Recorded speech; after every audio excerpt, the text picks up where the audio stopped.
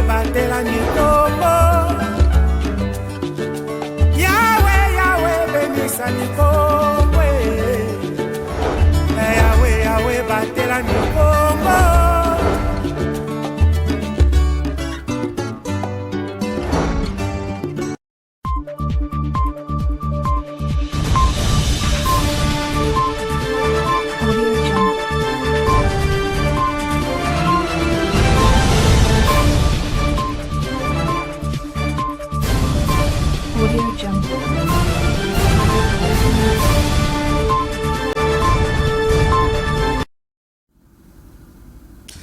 Très merci de vous informer sur les antennes de Mabanière Télévision. Bienvenue à toutes et à tous dans ce nouveau journal. Cette session d'information s'ouvre à Matadi, chef-lieu de la province du Congo central. Nous sommes bel et bien dans l'ouest de la République démocratique du Congo, où la Coalition nationale de l'éducation pour tous, CONEPT RDC, a procédé ce lundi 16 octobre 2023 au lancement d'une campagne de plaidoyer pour le développement de la technologie de l'éducation afin d'améliorer le système éducatif en République démocratique du Congo. Le détail à découvrir dans ce reportage. Lancement ce lundi 16 octobre 2023 à Matadi, chef-lieu du Congo central, de la campagne de plaidoyer pour doter la République démocratique du Congo d'une stratégie de la technologie de l'éducation. Cette activité organisée par la Coalition nationale de l'éducation pour tous, CONEPT RDC, en la salle polyvalente Victoria, a connu la participation des autorités éducationnelles, des responsables de la société civile du secteur de l'éducation, des apprenants et bien d'autres invités. La Coalition nationale de l'éducation pour tous, CONEPT en sigle, a dans ce cadre élaboré un plan dont l'objectif général est de contribuer à l'élaboration d'un document de politique, donc d'une stratégie nationale d'enseignement à distance intégrant les technologies de l'éducation. Sur ce, je lance officiellement la campagne de plaidoyer sur l'éducation et la stratégie de la technologie de l'éducation en RDC et je vous remercie. Ces projets visent notamment la mise à la disposition des écoles, enseignants et apprenants des bibliothèques virtuelles avec des tablettes comprenant des supports pédagogiques, a indiqué le coordonnateur de la CONEPT, Jacques Chimbalanga, qui tient à une bonne politique gouvernementale sur l'éducation. En matière de technologie de l'information et de la communication pour l'éducation, tout le monde s'accorde, nous l'avons dit, sur 3 points. 1. Elles permettent d'accéder à des ressources pédagogiques à bas prix. 2. Elles apportent une plus-value par rapport à l'enseignement traditionnel. 3. Elles sont une solution complémentaire pour la formation des enseignants. Le gouvernement congolais avait accepté de 1. Formuler des politiques pour l'intégration des TIC, technologies de l'information et de la communication, dans l'éducation et la formation. 2. Renforcer les capacités des apprenants et des enseignants en matière des technologies de l'éducation et de l'information et de la communication en vue de tirer pleinement parti du potentiel de la technologie. 3. Renforcer les capacités des gestionnaires de l'éducation dans l'utilisation des technologies de l'information et de la communication dans la planification, la mise en œuvre et le suivi des stratégies. Après une série d'allocutions et échanges, les participants, dont les apprenants de différentes écoles, ont manifesté la joie d'utiliser dans les tout prochains jours ces tablettes pour profiter enfin de multiples supports pédagogiques.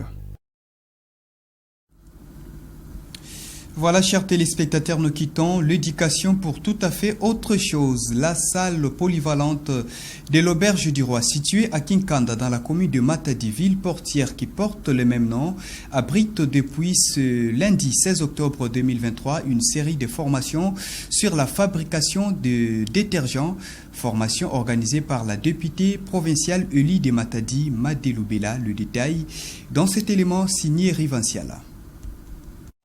Ils ont eu les mêmes mots en clôture du premier jour de la formation à l'endroit de l'initiatrice de la dite activité, la députée provinciale Madeloubela Tamba. En ce moment, je voudrais dire que nous avons un sentiment de joie. Ça va nous aider dans la suite de notre vie. L'honorable Madé, la population l'appelle maman sociale. Elle veut rendre la population matadienne autonome.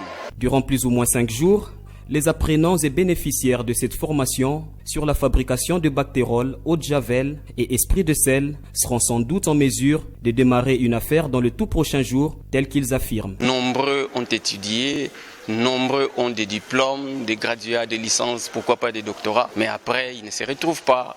Quand bien même ils pourraient écrire ça et là des lettres de demande d'emploi, mais ils n'en tirent pas profit. Voilà pourquoi à partir d'ici, j'ai mis une raison de croire que le chômage sera réduit. C'est lui, entre autres, qui peut être satisfait d'avoir transmis cette matière ô combien riche et se rendre compte de la décision prise par les apprenants, portée par une forte motivation. C'est John Ngoyi Buntu, formateur de la dite session. Ce dernier a apprécié le comportement de son auditoire. Les gens ont voulu abandonner leur occupation pour venir apprendre. Vraiment, c'est intéressant. Je suis très joyeux et ça me donne encore la force de donner le meilleur de moi-même. John Buntu n'a pas manqué l'occasion de raconter comment il a acquis cette expérience et remercie à son tour l'honorable Madelou Bella du joli cadeau qu'elle offre à ses compatriotes. J'ai acquis cette expérience. Tout d'abord, j'étais un étudiant. Je commençais à étudier à l'INIKIN. J'ai connu des difficultés dans la vie. Faute de moyens, j'avais abandonné les études à l'INIKIN. Et je me suis dit, pour que je puisse recommencer, je dois avoir quand même un moyen qui peut commencer à me financer. Et donc, l'autoprise en charge. Je remercie l'honorable Loubela Tamba Madé parce que faciliter à d'autres personnes comment se retrouver dans la vie, ce n'est pas donné à tout le monde. Déjà en ordre de bataille, les candidats députés provinciaux et nationaux du parti politique Essor de la République, parti membre de l'Union sacrée de la Nation, étaient en réunion stratégique les samedis 14 octobre 2023. Cette réunion s'est déroulée à l'espace ATK Palace dans la commune de Matadi, toujours à Kinkanda. Le détail dans ces récits. À quelques semaines des élections générales en République démocratique du Congo prévues le 20 décembre prochain, le parti politique Essor de la République s'arrange en ordre de bataille.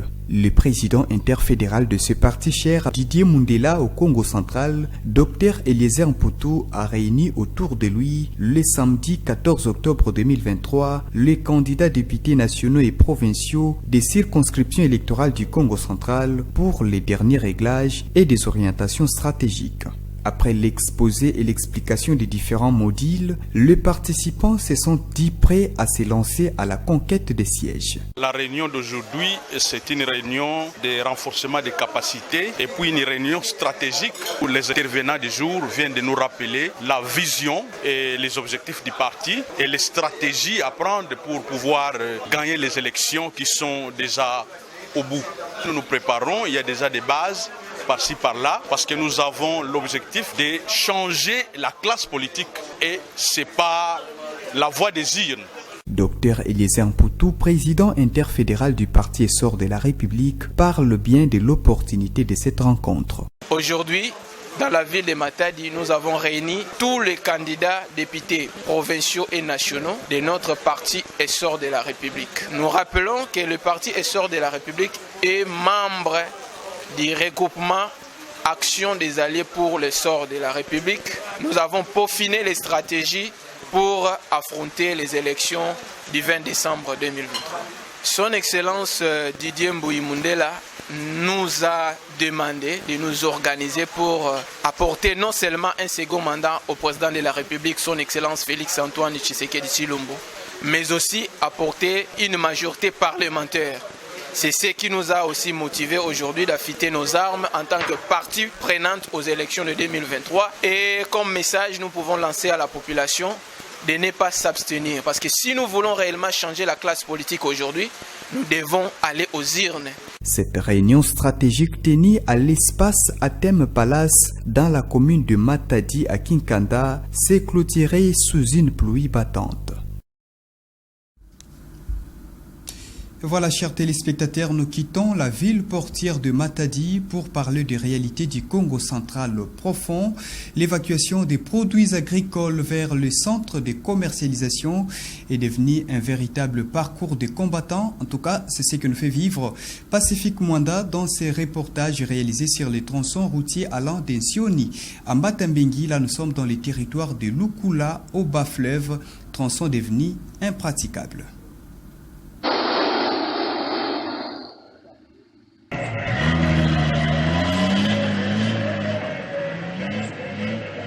Depuis Belle Lurette, la population du territoire de Lukula, dans les secteurs de Tsundi Sud, Fubu, Ngwangila Lukula et autres, est habituée à ces genres de spectacles. La dégradation des routes dans cette partie de la province du Congo central devient de plus en plus préoccupante.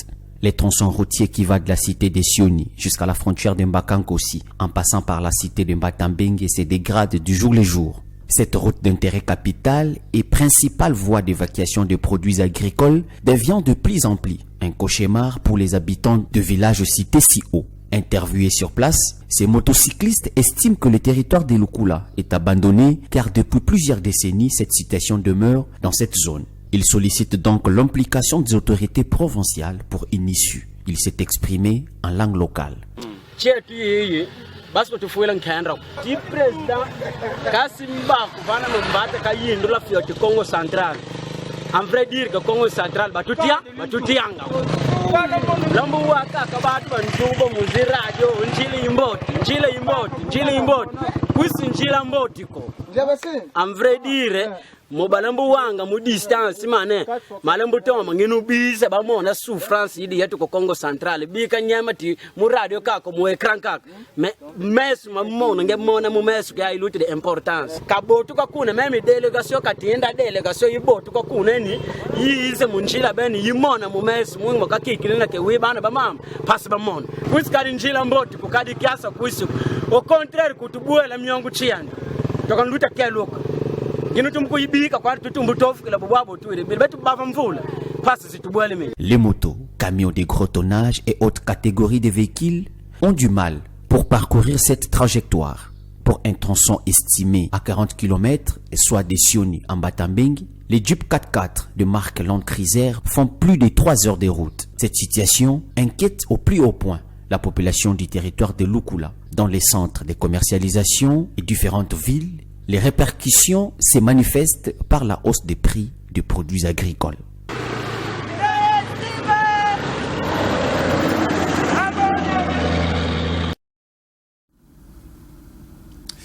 Tout à fait autre chose au niveau national, nous parlons de la consolidation des relations d'amitié et d'affaires entre Kinshasa et Kampala. Plus question des visas et d'autres démarches douanières pour les échanges commerciaux entre la République démocratique du Congo et la République sœur de l'Ouganda. En tout cas, c'est ce qui a été décidé au cours d'une réunion de la grande commission mixte qui a réuni les experts de l'Ouganda et de la République démocratique du Congo dans les soucis de beaucoup plus rapprocher les échanges de deux pays. Les détails, c'est dans cet élément signé Fallon Kenge. Désormais, les citoyens congolais et ougandais sont libres d'accéder dans ces deux pays voisins sans visa. Une facilitation issue des travaux de la 8e grande commission mixte RDC-Ouganda, tenue du 12 au 14 octobre 2023 à Kinshasa. Pendant 3 jours, les experts de ces deux pays ont examiné les questions liées à la sécurisation et à la démarcation des frontières communes, à la coopération militaire et sécuritaire, à la neutralisation des groupes armés hostiles aux deux pays, à la lutte contre la prolifération des armes légères et des petits calibres, au rapatriement de réfugiés, à l'administration publique, à la coopération décentralisée entre leurs entités territoriales frontalières. Par ailleurs, les deux parties ont discuté de l'état de coopération dans les domaines du commerce, de la fiscalité, des douanes, des transports, de la télécommunication et communication, de l'industrie, de l'agriculture, pêche et élevage, la lutte contre la pollution dans la zone frontalière, de la construction des lignes électriques ainsi que des routes entre les deux pays, du développement des infrastructures, de l'exploration des hydrocarbures dans la zone d'intérêt commun et dans le domaine de la santé. Prenant la parole pour clôturer ces assises, Antipas Mboussa Nyamwisi, ministre de l'intégration régionale de la République démocratique du Congo, a loué les efforts déployés et appelle à une coexistence harmonieuse. Ce moment était très important pour nos deux pays et pour notre région. Parce que les raisons de se méfier les uns des autres existent. Mais nous devons fournir des efforts pour transformer tout cela en une force pour la reconstruction et pour le développement. Parce que c'est de cela que nos peuples ont besoin. C'est pourquoi ce pas que nous avons franchi est très important. Parce que même un voyage de 1000 km commence par les premiers pas. Beaucoup de pas ont déjà été faits. Celui-ci en est un aussi. Donc, grand merci pour tous ceux qui ont contribué à sa réussite. Vous l'avez certes compris, mesdames et messieurs, c'est par cette note qui marque le rapprochement diplomatique entre Kinshasa et Kampala que nous mettons complètement point à cette session d'information. Merci à vous de l'avoir suivi. L'actualité continue sur nos antennes. Au revoir.